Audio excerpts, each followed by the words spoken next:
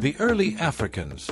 In the time before the land was divided by borders, before the invasion of foreign powers, the early Africans lived in harmony with nature and each other.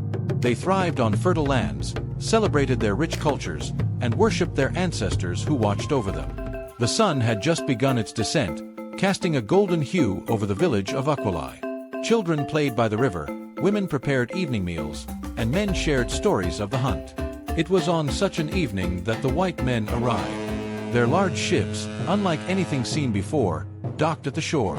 The villagers, curious and kind-hearted, welcomed the strangers with open arms, offering food and shelter.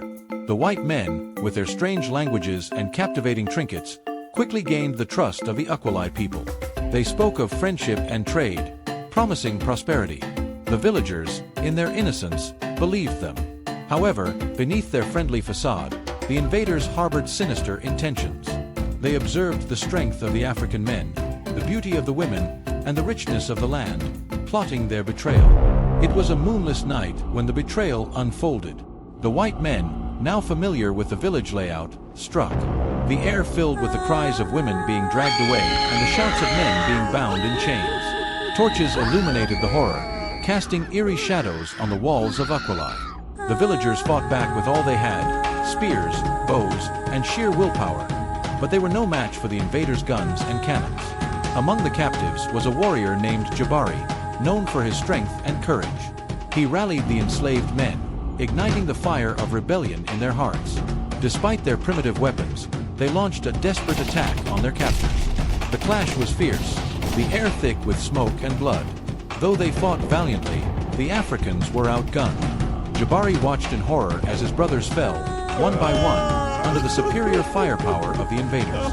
Amidst the chaos, a forbidden love story unfolded.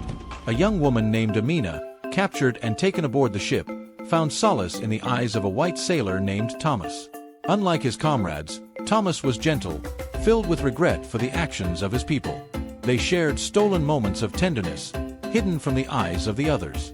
Their love, though genuine, was doomed by the hatred and betrayal surrounding them. Driven by the love for his people and the memory of Amina's smile, Jabari led one final assault. The village of Akua, now in ruins, became the battlefield. The Africans, though weakened, fought with a ferocity born of desperation. But the outcome was inevitable. The white men's guns mowed down the last of the African warriors. Jabari, mortally wounded, looked to the sky, a silent plea to the ancestors.